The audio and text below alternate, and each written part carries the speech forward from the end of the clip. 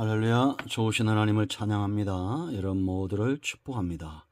자, 오늘부터 잠언 14장 말씀 묵상합니다. 기도합니다. 영광과 감사와 찬송을 우리 하나님께 올려드립니다. 온 마음으로 하나님을 사랑하며 예배합니다.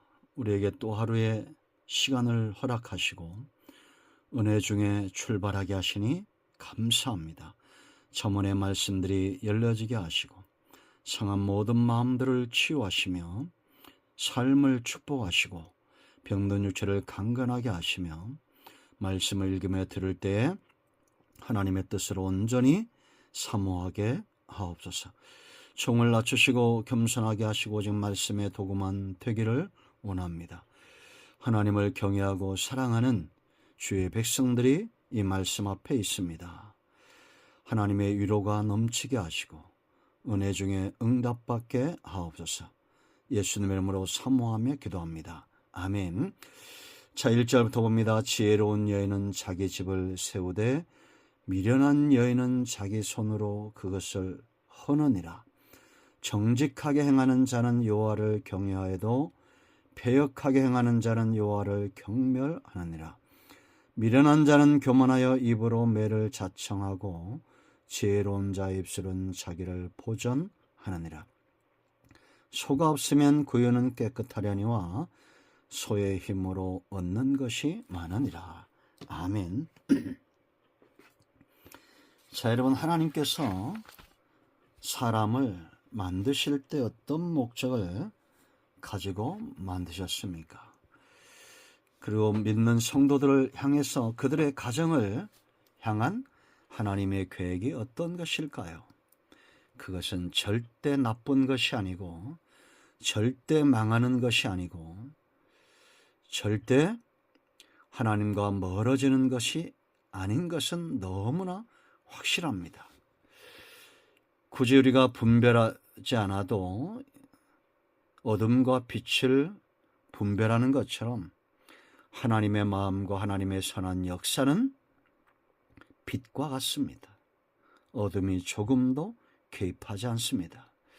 여러분의 삶은 평안하십니까? 가정은 견고하십니까? 우리가 있는 곳에 하나님의 원하시는 대로 그렇게 견고하게 세워져 가고 있습니까? 생각해 볼 문제입니다.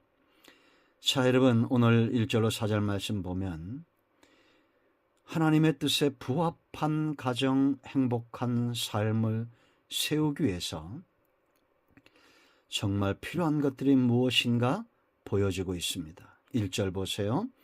지혜로운 여인은 자기 집을 뭐라 했습니까? 세운다 그랬습니다. 여기 세운다 했을 때 이것은 마치 우리가 집을 건축하듯이 벽돌 한 장 한 장 놓을 때 지혜로운 사람은 반석에 기초를 두고 벽돌 한 장을 정성스럽게 삐뚤어지면 어떻게 되겠어요? 집은 무너지겠죠? 조심스럽게 그렇게 집을 세울 것입니다. 그런 것을 말하는 겁니다. 여러분, 가정을 행복하게 하는 것, 건물을 짓는 것보다 더 중요하지 않습니까? 밖에 나가서 우리가 돈을 벌거나 사업을 하는 것보다 더 중요한 것은 가정을 아름답게 세우는 것입니다. 미련한 여인은 자기 손으로 그것을 헌다. 한쪽에선 세우고 한쪽에선 헌다고 생각해 보세요. 정성스럽게 행복을 위해서 꾸며놓은 것들을 말 한마디도 허물어 버릴 수도 있습니다.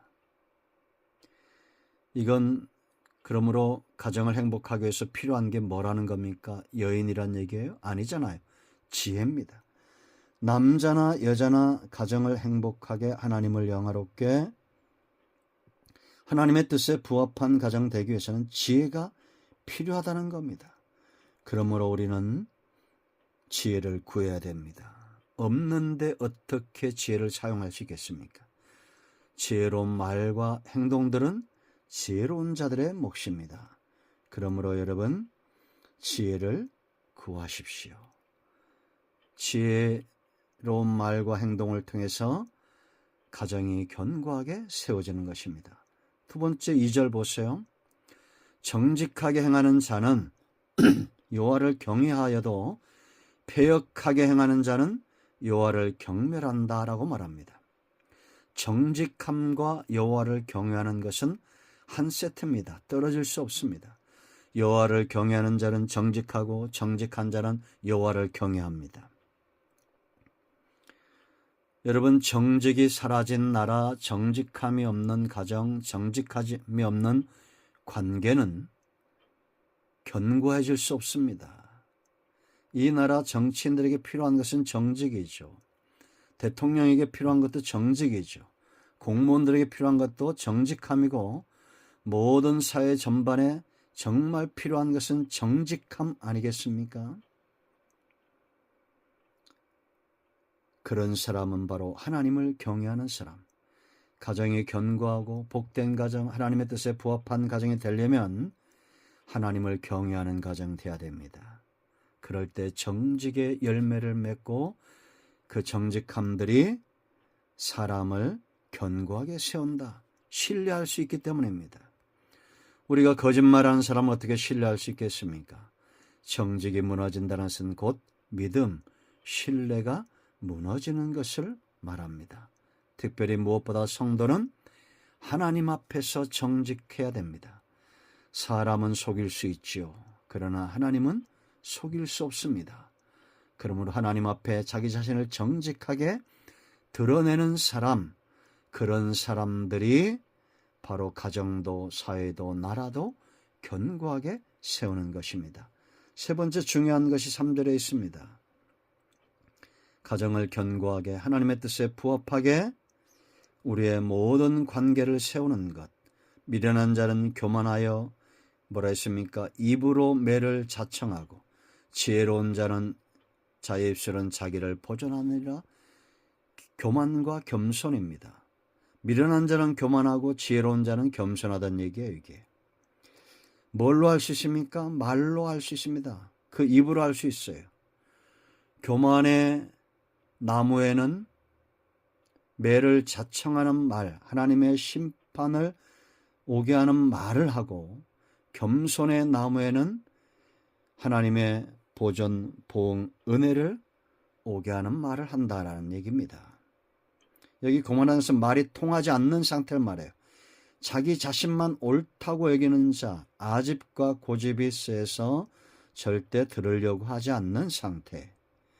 열매나 향기는 어떻게 난다고 했습니까? 저절로. 열매는 저절로 맺히고 향기도 저절로 납니다. 겸손한 자, 하나님을 경외하는 자, 이 지혜로운 자에는 저절로 그 향기가 나요. 말하지 않아도 저절로 열매를 맺습니다. 자, 4절 보세요. 소가 없으면 구유는 깨끗하려니와 소의 힘으로 얻는 것이 많으니라. 이게 무슨 얘기입니까? 성실함을 이야기합니다.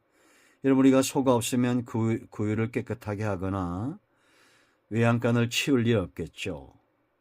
그렇지만 소가 있으면 그 힘으로 얻는 것이 많잖아요. 우리가 게으르게 살면서 많은 부유한 것들을 누릴 수 없다는 겁니다. 내가 해야 될 일들은 반드시 해야 된다라는 거죠. 그래서 여러분, 행복한 가정, 견고한 관계는 부지런히 섬길 줄 아는 사람들을 통해서 견고해지는 겁니다. 여러분의 가정에 한 사람만 죽어라 하고 일한다고 생각해 보세요.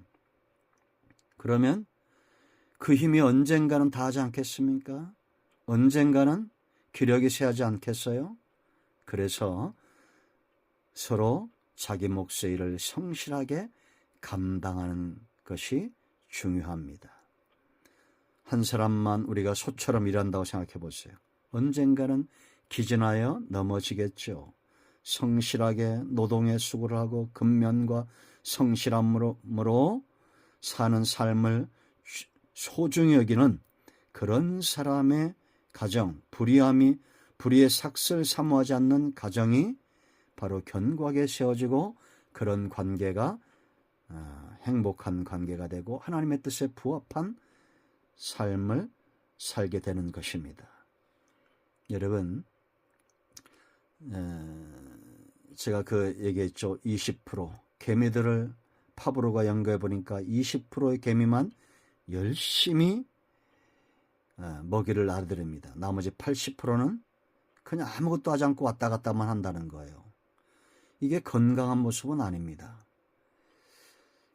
우리가 가정이든지 교회든지 나라든지 자기 몫의 일을 내 사명으로 알고 내 사역으로 알고 감당하는 그런 가정이 행복합니다. 여러분의 가정이 하나님의 뜻에 부합하고 하나님을 영화롭게 하고 행복하고 복된 가정 되기를 축원드립니다. 아멘. 할렐루야. 오늘도 응답이 우리 가운데 임하였습니다. 아멘.